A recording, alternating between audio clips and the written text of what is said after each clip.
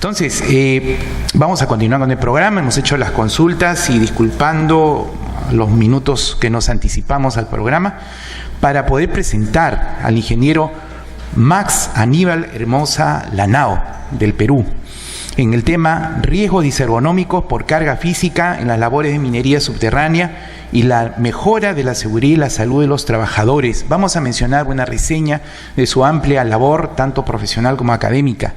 Él ha cursado estudios superiores en la Universidad Nacional de Ingeniería con el grado académico de ingeniero mecánico, posgrado de especialización en ciencias ergonómicas por la Universidad Católica de Louvain-la-Neuve en Bruselas, Bélgica, posgrado de especialización en ciencias aplicadas en el área de soldadura, también en la Universidad Católica Louvain-la-Neuve de Bruselas, Bélgica, especialización técnica en automatismos electroneumáticos, Institut des Arts et Métiers, Bruselas, Bélgica, maestría en gestión integrada de seguridad, salud ocupacional y medio ambiente, en la Universidad Nacional Mayor de San Marcos, Facultad de Ingeniería Geológica, Metalurgia y Minería.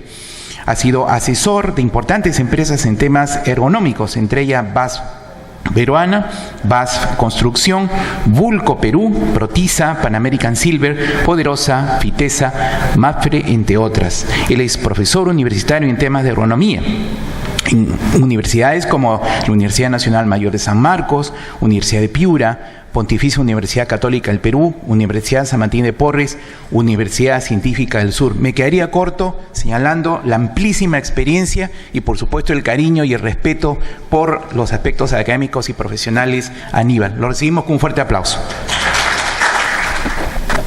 Bien, ante todo, buenos días a todos y cada uno de ustedes. La verdad que es un placer estar acá. Siempre lo he mencionado y reconozco al ICEM por su gran aporte a la seguridad y salud en este país. Siempre lo he sabido reconocer.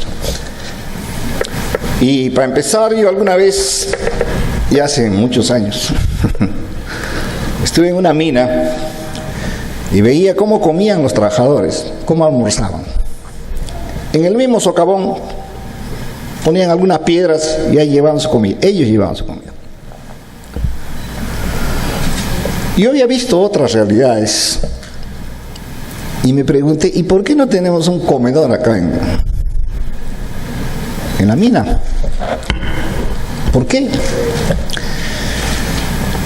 Me dijeron, y siempre me acuerdo,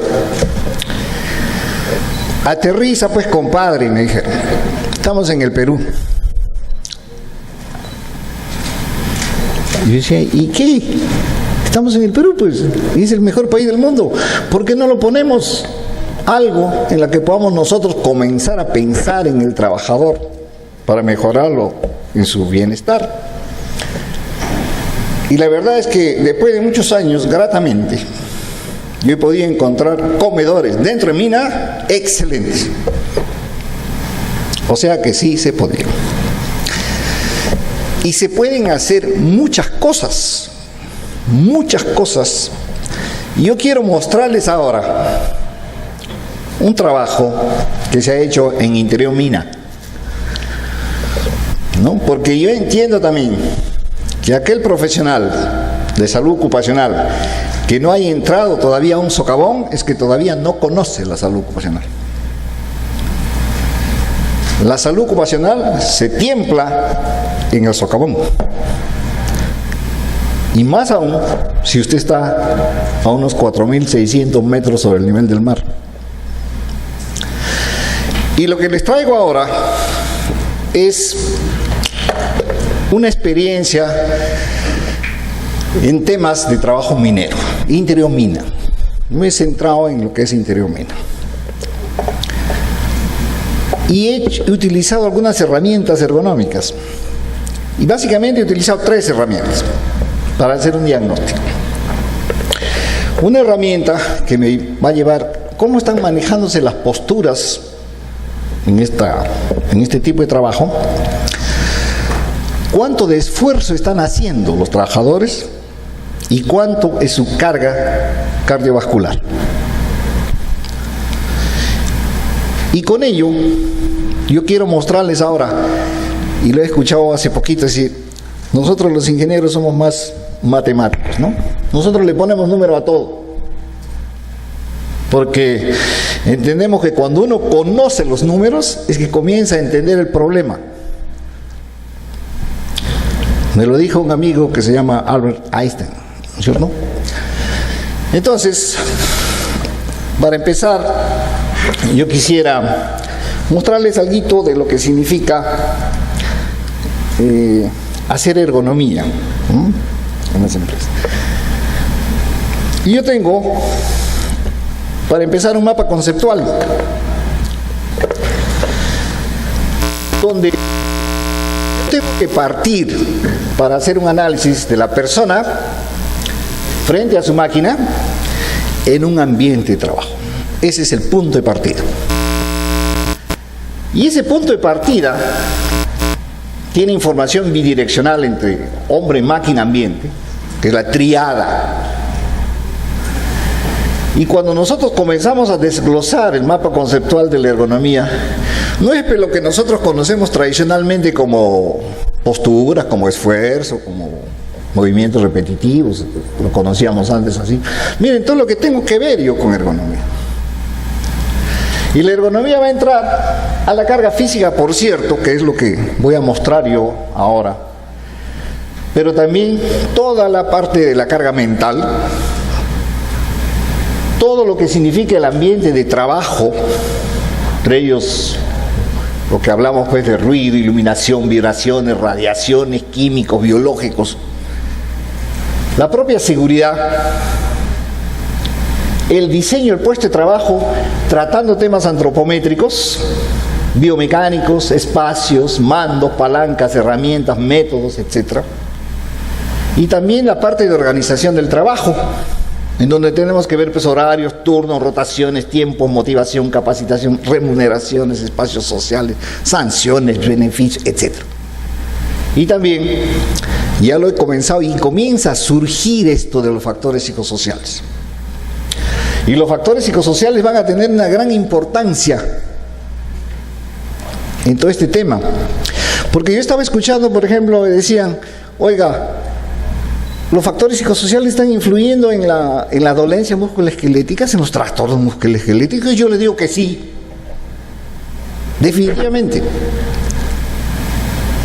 Entonces, todo esto tiene que estar relacionado, ¿cierto?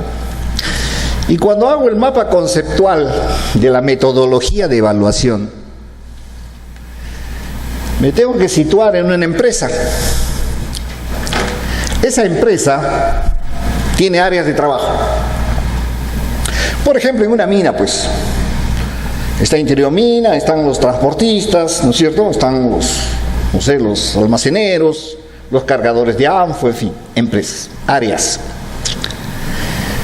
Luego de que yo me sitúe en un área, me tengo que situar en los puestos de trabajo. Entonces, cada área tiene puestos de trabajo. Conductor de scoop, conductor de damper, conductor de perforista, jacklet, qué sé yo. Muy bien. Puestos de trabajo. Y esos puestos de trabajo tienen diferentes tareas que hacen. Y esas tareas, las que, dependiendo del factor de riesgo que tenga, es que yo le voy a utilizar y voy a utilizar un método para eso. Entonces se hace en toda la empresa. Se tiene que hacer en toda la empresa. Aunque usted a priori considere que en un puesto de trabajo no hay mucho riesgo, hágalo. Y cuando hablo del mapa conceptual de los métodos de evaluación ergonómica, miren todo lo que tengo. Toda una gran posibilidad de aplicación de métodos para determinar justamente ese factor, para darle un valor básicamente numérico. Yo me tengo que presentar acá, mi triada, la persona, la máquina, en su puesto de trabajo. Hay que saber quién lo hace. La persona, ¿no es cierto? ¿Qué tareas hace? ¿Cómo lo hace? ¿Con qué lo hace? dónde se hace, en qué condiciones está, y a preguntarse también por qué se hace así. ¿Quién determinó ese método? Y cuando veo los factores, digo, la evaluación postural, muy bien, pues, para la evaluación postural miren todo lo que tengo. OWASP, HAMA, REVA, Plivel, RULA, REVA, etc. Me voy a la repetitividad, otros métodos para la repetitividad, como el Joyce Index, el Checklist OCRA, el método OCRA, el Susana Rogers, el EVA, el QUIC. O si voy a la parte de la manipulación manual de cargas, estoy hablando pues de NAIOS, de las tablas de Snoke Cirielo, hay una guía técnica española, la MAC, la UTA, y ahora, como están de moda, son los ISO, ¿no es cierto? El ISO con sus 6 versiones, que pronto probablemente tengamos que asumirla para hacer las evaluaciones. Los factores psicosociales, toda una serie de métodos, como el ANAC, el LES, el Renault, el Lista 21, el COPSOP, el FAGOR, el MAFRE, etc. Inclusive, y hay otros, por ejemplo, para trastorno del sueño, un trabajo a turnos, para el sector educativo, el sanitario, la oficina, los teleoperadores, etc. Y para la carga mental también voy a tener toda una serie de herramientas, el LES, el Renault, el ANAC, el Cooper, el NASA, el FIXOC, el ISO 175, etc. Todas estas posibilidades a su disposición para analizar un puesto de trabajo.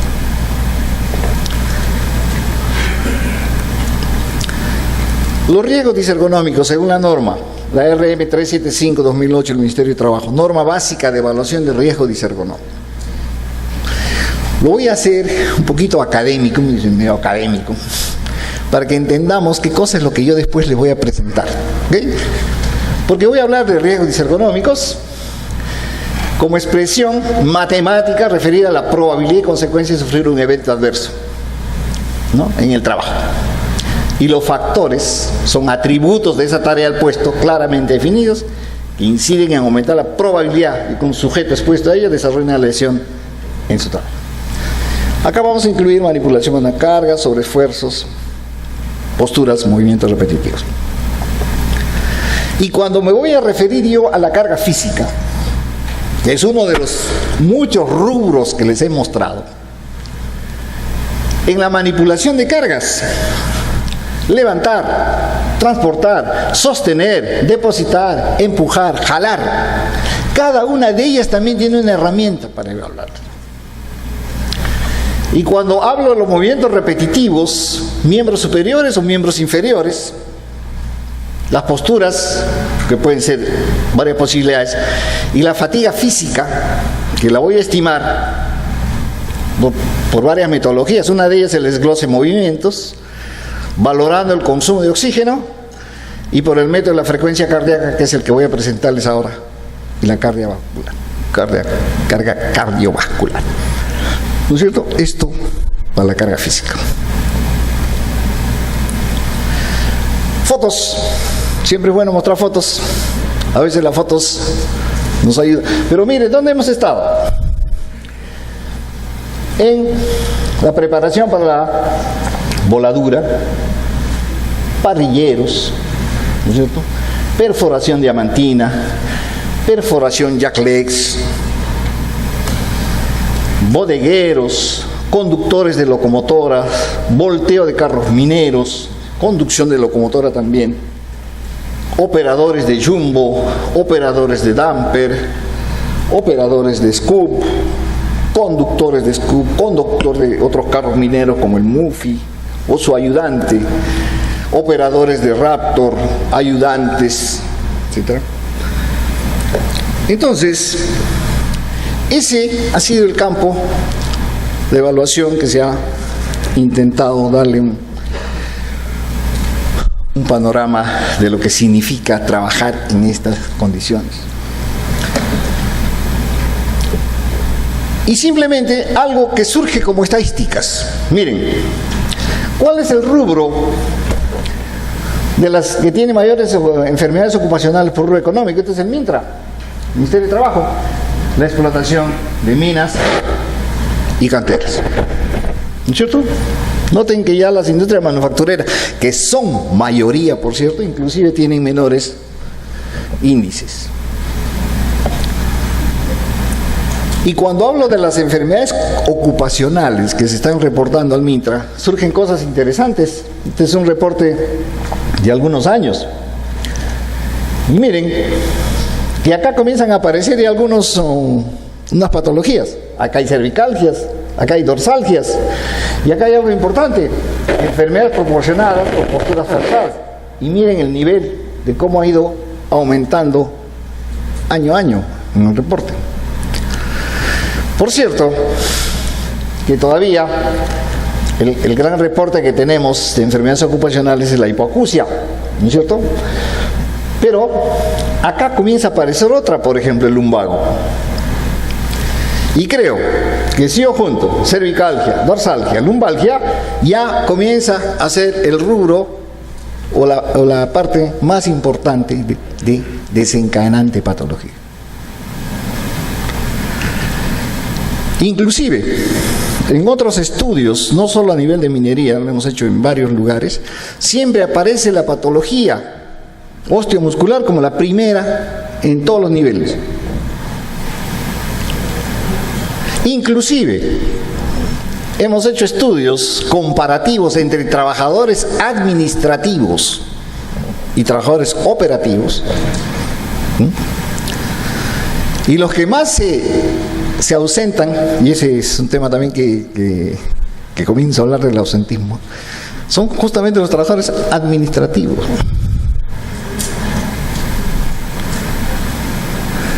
Cosas que comienzan a revelarnos muchas cosas de las que probablemente después me tengan que hacer ustedes muchas preguntas, porque yo les voy a picar las muelas, eso he venido.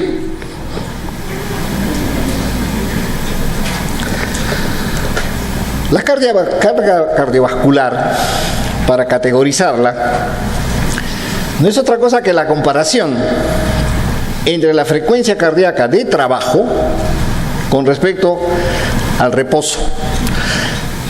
Y se la compara con la frecuencia máxima menos la frecuencia del reposo por C. Y tiene esta caracterización. Dependiendo de lo que salga acá, yo voy a comenzar a categorizarlo. Entonces, algo importante va a pasar acá. Entre 30 y 39% de carga vascular, yo voy a categorizar el trabajo ya de pesado.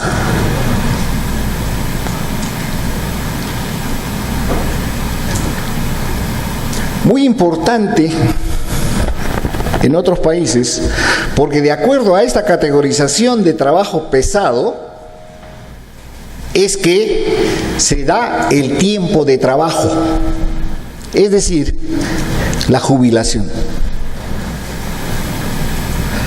Si se categoriza un trabajo pesado de esta manera, entonces usted tiene posibilidades de otro tipo de jubilación. Entonces mi interés ha sido buscar esto y cómo estamos en la parte minera con respecto a lo que significa el trabajo pesado. Otra cosa para comprender esto es la cantidad de oxígeno que nosotros necesitamos, porque esta es otra forma de medir. Dependiendo de la edad, ya sabemos que a esta edad, cuando estamos jóvenes, nuestra mayor capacidad va a ser de este nivel, ¿no? A medida que vamos avanzando en edad, el nivel de consumo de oxígeno va a comenzar a disminuir. ¿Sí? Entonces, esa va a ser otra consideración que les voy a poner a ustedes en autos. Y otra cosa va a ser esto, y quizás esta sea una de las importantes, frecuencia cardíaca con respecto al consumo de oxígeno. De tal forma que nosotros podemos tener una frecuencia cardíaca máxima, un nivel máximo de oxígeno, pero a este nivel comienza a acumularse el lactato en sangre. Por tanto, ahí comienza la fatiga. Y a mí me interesa ese punto. Y para ello, yo utilizo este método, que es el método de la frecuencia cardíaca. Para mí, particularmente, uno de los mejores métodos ergonómicos de evaluación.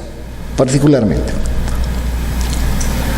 Porque, por ejemplo, les va a dar cuánto es el gasto metabólico de una persona y, por tanto, cuánto de energía le tiene que dar usted en alimentos.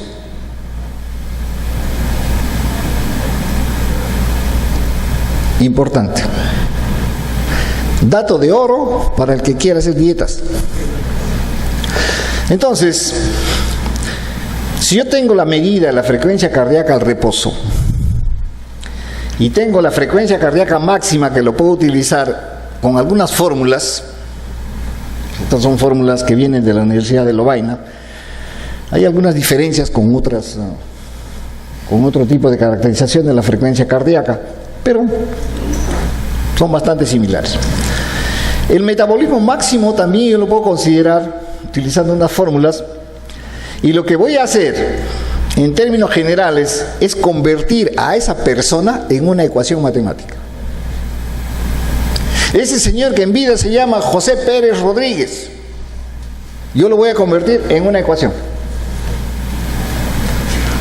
matemática con estas fórmulas, porque acá tengo una tangente, que es esta, tengo el B, que es el punto donde se corta la línea de los ejes Y, ¿no es cierto? ¿Se acuerdan ya de la ecuación de la línea recta? Y puedo conseguir, si es que he medido frecuencia cardíaca media a lo largo de la jornada haciendo el trabajo, yo puedo conseguir el metabolismo medio, o sea, cuánto gasta de energía. Entonces eso es lo que se ha hecho. Y van a ver que ese dato y otros datos que van a surgir son pues sumamente importantes, porque van a ser utilizados. Este es otro que se utilizó, este es el famoso cuestionario nórdico, de preguntar al trabajador cuál es su nivel de dolor y con qué frecuencia, si es que les duele en alguna parte, ¿no es cierto? Simplemente que acá ya nosotros hemos añadido algunas cositas con respecto a la matriz, pero es bastante utilizado y también lo hemos utilizado en este trabajo. O sea, preguntarles a ellos también sobre su subjetividad con respecto, por ejemplo, al dolor y a la frecuencia. Y van a ver que comienzan a surgir cosas interesantes ahí. Otro método que se utilizó acá es el método Rula. Método Rula es un método postural eminentemente llevado a lo que es movimientos repetitivos de miembros superiores. Por eso lo hemos escogido, ¿no? Porque entendemos que el trabajo minero tenía mucha manipulación manual en miembros superiores. Entonces, bueno, este método tiene una forma, y comenzamos a encontrar evidencias de riesgo utilizando el Rula. Entonces, algunos puestos de trabajo como descarga de explosivos, cargadores de anfo, parrilleros, bodegueros, en fin, cada uno de ellos comienza a mostrarse. Y por ejemplo, en la tolva de gruesos, que es donde agarran a las piedras mineras y las chancan manualmente para que pasen por las parrillas, encontramos niveles pues muy altos de Rula. Igual con los ayudantes de jacklets, o en la perforación diamantina, o en los parrilleros. Rula. Y otro método que aplicamos simultáneamente fue el método Joestra Index, o también conocido como método Morgar por el autor. Y esta nos habla del esfuerzo. ¿Qué tanto de intensidad tiene ese esfuerzo? ¿Cuánto dura ese esfuerzo? ¿Cuántos de ellos los hace por minuto? ¿Qué velocidad tiene? ¿Qué ritmo de trabajo? ¿No es cierto? ¿Y cuánto dura ese trabajo? Entonces también nos va a dar un panorama del esfuerzo realizado. Y vemos también que en algunas cosas, por ejemplo en la tabla de gruesos, vuelve a surgir que el esfuerzo es alto. En los ayudantes jacklets también. ¿no? En los parrilleros también encontramos riesgos muy altos con respecto al esfuerzo que realiza ese trabajador. Entonces, aparecen mis evidencias. Miren, este es frecuencia cardíaca. ¿Sí? Ya les mostré el Rula, les mostré el Joyce Trainer, les muestro frecuencia cardíaca. En cada uno de ellos haciendo evaluaciones de distintos trabajadores que están en ese puesto de trabajo. Se ha considerado la edad, la talla y el peso. Eso se saca de la parte de los reportes de evaluaciones, ustedes le llaman preocupacionales, ¿cierto? Y comienzo a medir frecuencia cardíaca promedio para realizar cada uno de este trabajo. Por ejemplo, está descargando explosivos, mido un tiempo representativo que es aproximadamente 3 a 4 horas de medición por cada trabajador y me sale un nivel como este. También se ha medido la saturación del oxígeno, la frecuencia respiratoria y se hace el cálculo con esa ecuación que les acabo de mencionar de cuánto está la carga cardiovascular y con eso comienzo a categorizar.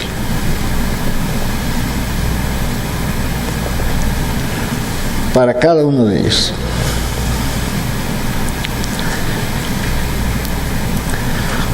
Miren algo interesante acá. En antes hablábamos del índice de masa corporal, ¿cierto? Miren mi promedio de talla en esos trabajadores, 1,61. Y mi peso, 68. Si ustedes hacen la relación índice masa corporal, ¿no es cierto? O sea, la talla entre el peso al cuadrado, que es la formulita que utilizamos, no van a encontrar índices de masa corporal altos. No encuentran. En mineros de interior mina.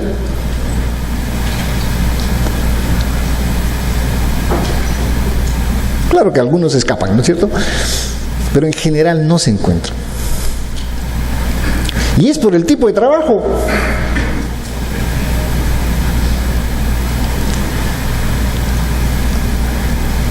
En antes escuchaba también, decían, podríamos hacer algunos ejercicios ahí dentro de mina. Ya no, pues ya por favor, ahí nomás. Suficiente con lo que hacen. Más bien démosle descanso.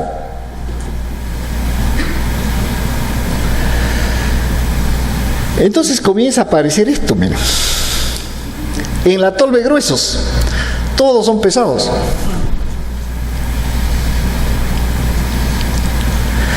Y otra cosa importante en la tolve gruesos, están los trabajadores que tienen mayor edad.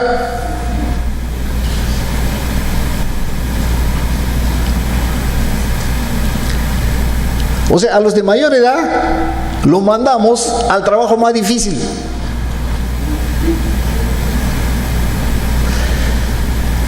Acá hay una cosa interesante también acá. Estos son lonchereros. Es un puesto de trabajo que son los que van a llevar las loncheras para que los trabajadores ahora coman en sus comedores, ¿cierto? Y a los lonchereros los designan cuando tienen alguna patología asociada. O sea, alguien que se ha quejado, que le duele, o han hecho los análisis y han dicho, no, este tiene un problema de trastorno musculoesquelético, por tanto lo vamos a poner de loncherero. Y cuando medimos el trabajo de lonchereros, encontramos que es pesado ese trabajo. Entonces, se está poniendo personas en diferentes lugares sin tener un criterio de rehabilitación, en fin, de que pueda recuperarse ahí.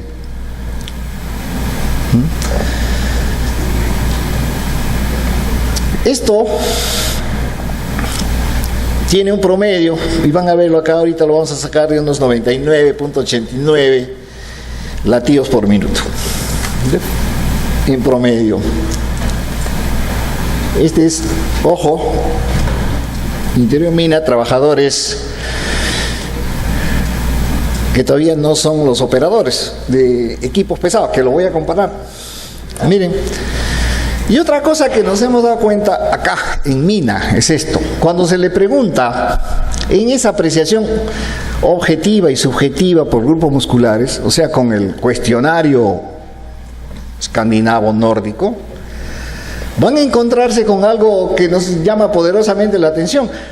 Todo el criterio objetivo es mucho más alto que el criterio subjetivo.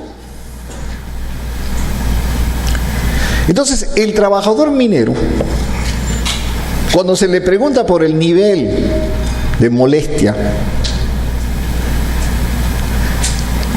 les dice siempre que no pasa nada. Es así, pues, normal. Así pues son los trabajos mineros. Pero le duele un poquito. A veces. Y otra cosa que también tenemos claro es que para que el trabajador minero de Interior Mina le comience a soltar información a usted, usted se tiene que ganar la confianza de esa gente. Si no, no le sueltan información por nada. Cuando recién entienden que usted está metido con ellos, que haciendo el trabajo con ellos, que se está pasando días con ellos, entonces recién le dicen: ingeniero, pucha que me duele. ¿Y por qué no lo dijiste? No dices tú esto que te... No, pues, después me sacan. Y miren la gran diferencia, pues, entre la apreciación que tienen ellos de su condición de trabajo y la apreciación objetiva que tenemos nosotros de ellos. Una gran diferencia.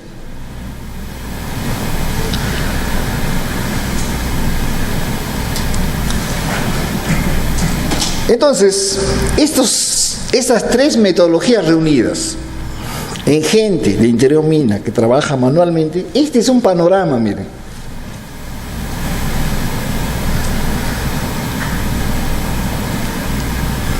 Y empiezo a ver, no sé si ustedes han hecho quizás, ojalá, algunos estudios como este, y que hayan encontrado estos niveles. Miren, el riesgo alto, 37%. El muy alto, 17%, y eso supera en más del 50% el alto y el muy alto todo lo que supone en esa empresa. Hay unos cuantos verdecitos acá. 11%. Y la gran cantidad, o también una buena cantidad, hay de riesgos del tipo moderado. Entonces yo podría decir, este es un panorama de lo que está sucediendo con respecto a las evaluaciones ergonómicas en esta sí una particular minera, ¿no?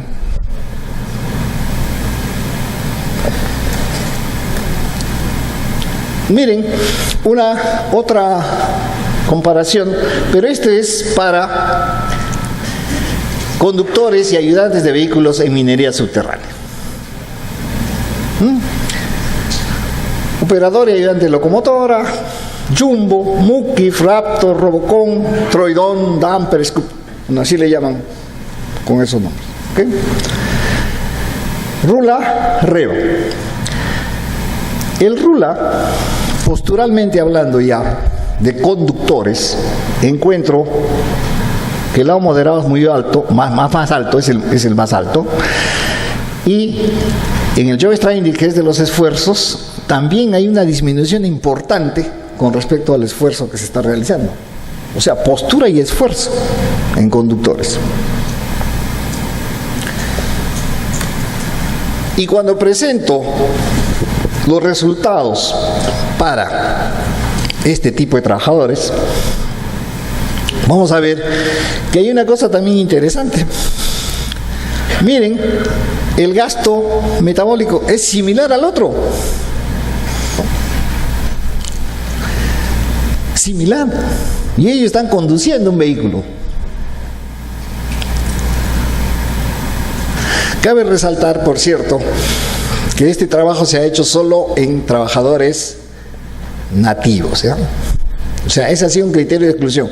Los trabajadores que han sido evaluados han sido de la zona.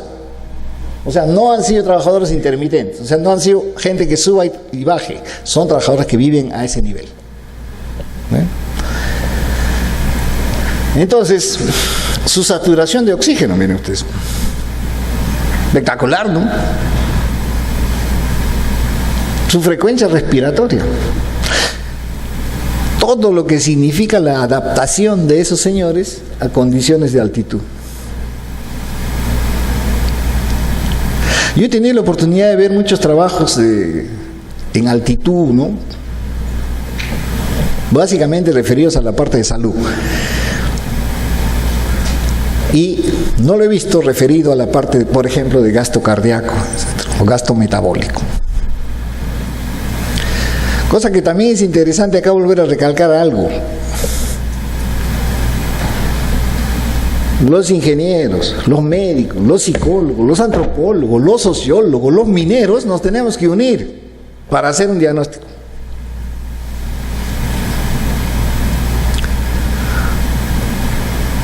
Porque la medicina tiene su propia forma de enfrentar las cosas, ¿no es cierto? Y los psicólogos también. Y nosotros los ingenieros también tenemos otro. Entonces, noten que los trabajos pesados comienzan a disminuir, eso sí, significativamente, en conductores.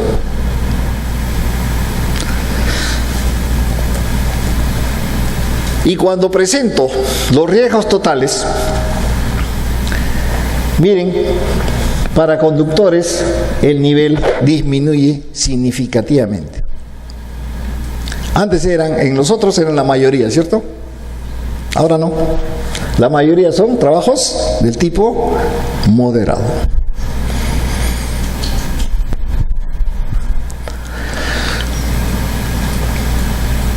Otra cosa, hemos comparado esto. A, interior-mina, B, conductores, también interior-mina. ¿No es cierto? Entonces, vemos que en casi todas bajamos, especialmente no en el moderado. En el moderado aumentan los conductores. ¿Okay? Pero en lo demás, sí vemos que son los trabajadores de interior-mina los que tienen mayor sobrecarga.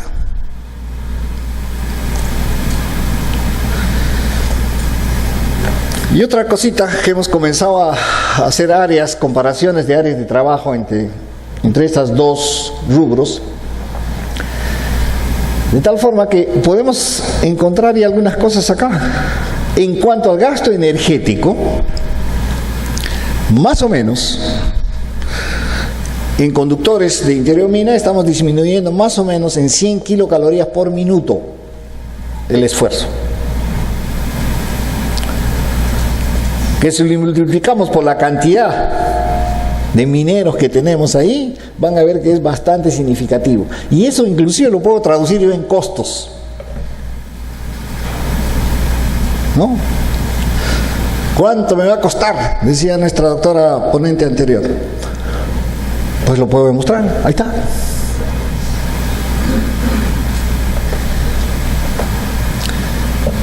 Una comparación dentro de este trabajo ha sido de una tarea similar pero realizada en diferente altitud. O sea, la tarea era la descarga del ANFO. Lo cargaban acá y lo descargaban allá, pero lo cargaba hacía el mismo labor el mismo trabajador. Entonces era importantísimo comparar. Se le siguió. Bueno, estas características tenía este señor. Y miren, a 4.000 metros, la frecuencia cardíaca promedio, 124 latidos por minuto. Haciendo el mismo trabajo a nivel del mar, 108.7 latidos por minuto. Entonces la influencia de la altura.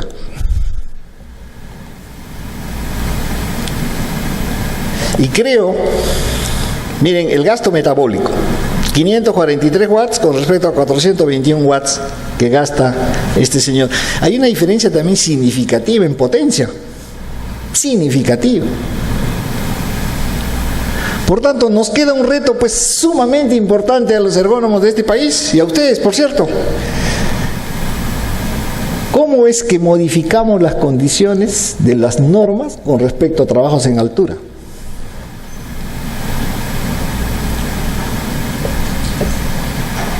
¿Cierto? La ecuación Nash, una de las principales ecuaciones que tenemos en ergonomía, nos habla de algunos parámetros que se han hecho para americanos, con un promedio de talla de 1,75. El promedio peruano es 1,64, o sea, nos llevan 11 centímetros. Y ese famoso valor de 75 que ponen en la ecuación Nash es la altura de la muñeca al piso de los americanos. Y nosotros tenemos 69, o sea, 6 centímetros menos, que puede variar todo.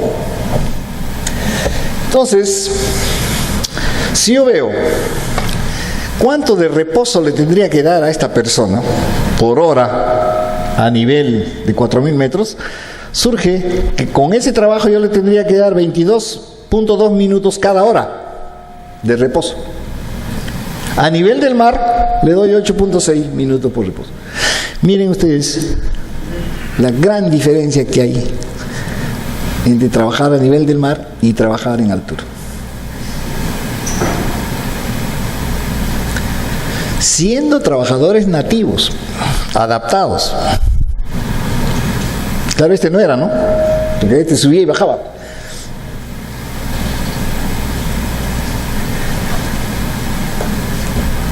Conclusiones.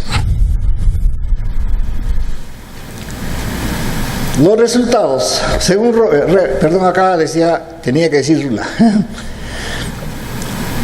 muestra que los riesgos significativos alcanzan un 62.55% del total de riesgos analizados.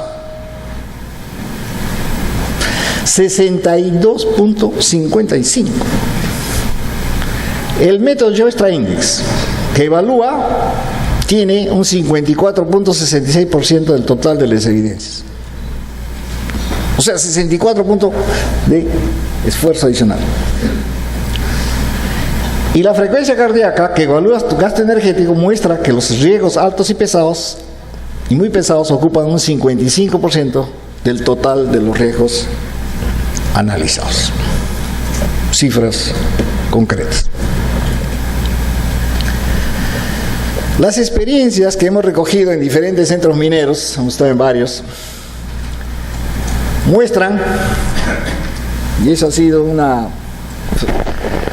cosa muy frecuente, que las labores en cada lugar de trabajo son diferentes. Tienen diferentes formas los mineros, ustedes, de trabajar en minería subterránea. Los métodos son diferentes. Supongo que por la geología de la roca, las herramientas son diferentes, el tipo de material es diferente, la propia cultura de seguridad, todo hace que sea diferente. Por tanto, cada mina es diferente. No he podido encontrar una relación de que podría yo comparar una mina con otra, no la encontramos. Y no podemos extrapolar y tampoco generalizar que las condiciones ergonómicas reúnan características parecidas. O sea, en concreto, hay que analizar cada mina. Ahora, la carga física de trabajo en minería subterránea mostrada en la presente investigación obliga, y debí subrayar, ¿no? Obliga a realizar mejoras en la forma en que se realiza el trabajo, ya que se demuestra que las condiciones actuales de trabajo físico es una fuente potencial de daños a la salud de los trabajadores y en la seguridad de las operaciones. Motivo suficiente para entender que con acciones de salud y seguridad de los mineros hay que poner medidas preventivas especiales destinadas a protegerlos mediante el desempeño de un equipo multidisciplinario.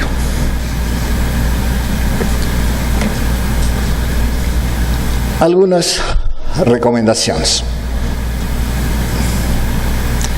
Una manera de evitar la manipulación manual de cargas y prevenir las dolencias musculoesqueléticas relacionadas al trabajo es ayudas mecánicas.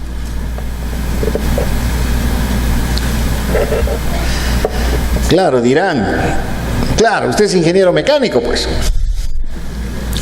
Entonces va a tirar para ese lado. Pero yo creo que en estos tiempos en que tenemos mejor tecnología, hagamos eso a medida de lo que tengamos en el lugar de trabajo. Les aseguro que sí podemos hacer ayudas mecánicas. Y les aseguro que no cuestan mucho.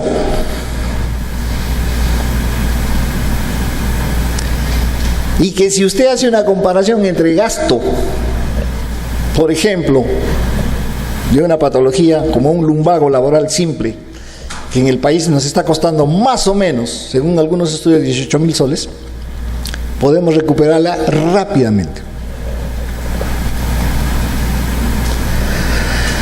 Ahora, una cosa también es importante remarcar. ¿Quiénes van a solucionar el problema?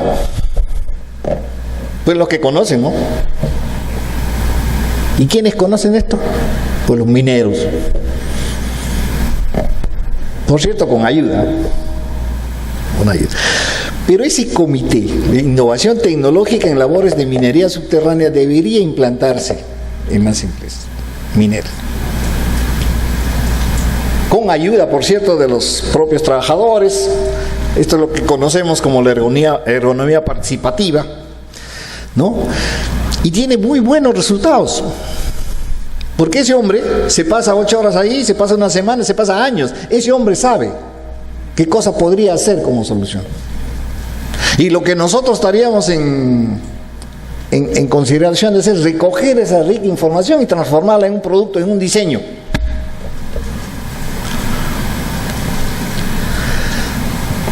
También manejemos un programa de gerenciamiento de cargas y protección de la espalda. Ahí, en Interior Mina.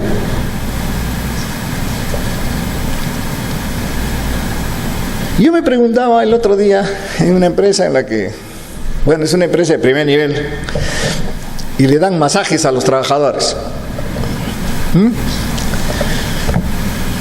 Y yo me preguntaba, ¿y por qué no le dan masaje a los mineros? En su lugar de origen, ahí donde están, en el socavón. ¿Por qué no?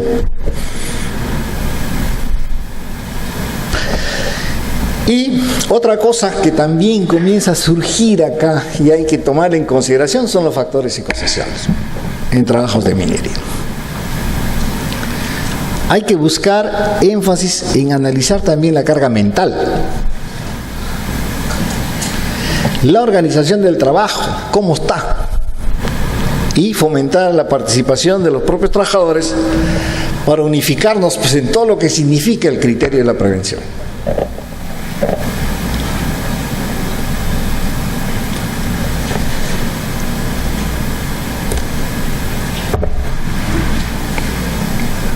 Muchas gracias.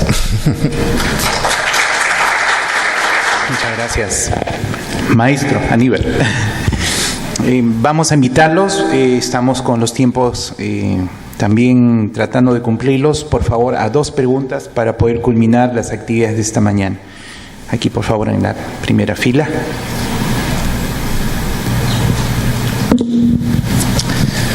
Dos preguntas nomás, doctor. Deme 100, pues, por favor. Porque... Buenos días. Buenos días con todos. Bueno, interesante su exposición. Yo quería hacerle una consulta. Entiendo que usted es ingeniero, bueno, la mayoría de acá somos médicos, y parte de lo que usted explicaba, bueno, nosotros lo conocemos. Cuando usted habla de sobrecarga cardiovascular, entendemos de que, bueno, a mayor frecuencia cardíaca, mayor consumo de oxígeno. Y me quedo muy preocupado con esas posiciones donde usted, bueno, primero, preguntarle si es que dentro de las evaluaciones ergonómicas usted ha mencionado una serie de factores de riesgo, pero no he notado en ninguna de ellas que haya tomado en cuenta, por ejemplo, la contextura física de la persona, porque entiendo si una persona, si usted hace una evaluación de movimientos repetitivos, levantamiento de cargas, es igual en una persona con textura normal, una con sobrepeso, una con obesidad. Aunque no está en la cifra de su evaluación de que todas al menos tienen un IMC aceptable, yo le quiero preguntar si eso también es importante, porque ha mencionado que los factores de riesgo son importantes y yo pienso que el IMC es mucho más importante. Segundo, me quedo muy preocupado porque he visto ahí, cuando usted ha mencionado ahí el promedio de frecuencia cardíaca, que en algunos sobrepasa pues los 130. Promedio, o sea, estamos hablando que hay picos más altos, ¿no? Con taquimia asociada, y justo coincide con trabajadores de mayor edad, 57, 60, y entonces para nosotros es como si estuviéramos exponiendo pues a una prueba de esfuerzo a esos trabajadores, ¿no? Entonces, y yo quisiera saber si esto lo ha compartido con el médico ocupacional, porque definitivamente hay algo que hacer ahí, ¿no es cierto? Hay exactamente trabajadores con mucho menor edad que se explica pues que su frecuencia cardíaca es mucho menor, labores con menos carga, pero aquellas que tienen mayor carga y mayor sobrecarga cardiovascular pues justamente son los de mayor edad. Y aunque no tengan un IMC alto, sí preocupa pues que su promedio de frecuencia cardíaca y su promedio de frecuencia respiratoria pues se mantenga, ¿no? Entonces la pregunta es si es que usted adicionalmente a todos los métodos que ha mencionado ha encontrado alguna relación entre una misma posición, pero que el trabajador tenga diferentes pesos, o sea, un IMC diferente. Esa es la pregunta. Bueno, ahí hay un montón de preguntas juntas, ¿no es cierto? Primero, este trabajo fue encargado por el área médica de una empresa minera. Probablemente preocupado por el médico ocupacional de ver qué cosa podíamos encontrar como hallazgos, ¿no es cierto?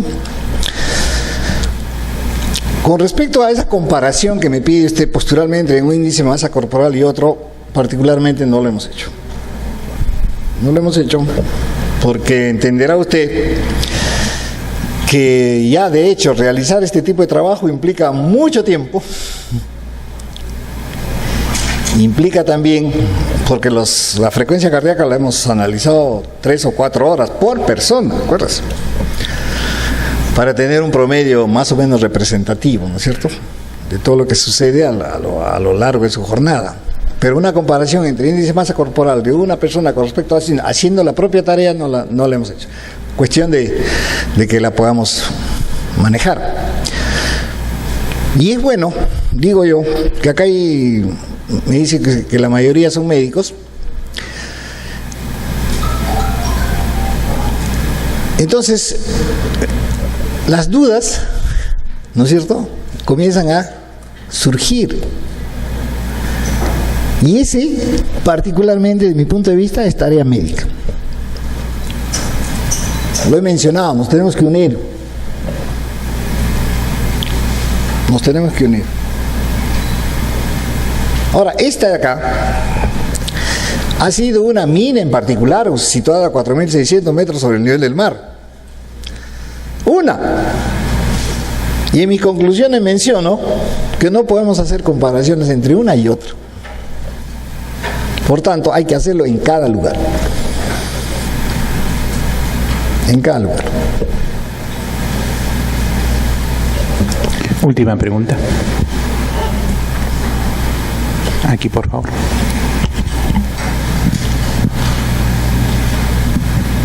Buenos días. Es respecto a lo que usted al final concluyó sobre la ergonomía participativa. Este concepto ya está manejado ya hace más de 10 años en la parte europea. ¿Por qué recién está, digamos, como que conociéndose o introduciéndose el tema recién en nuestro país? ¿Cuál es su opinión al respecto?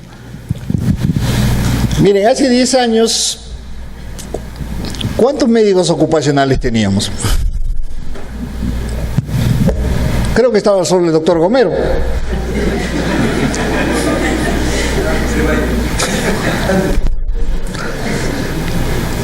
Esa raíz de este incentivo que hay de manejar la salud ocupacional ya con un criterio técnico es que se han comenzado a visualizar los problemas. Y una de ellas es pues justamente eso de la ergonomía participativa.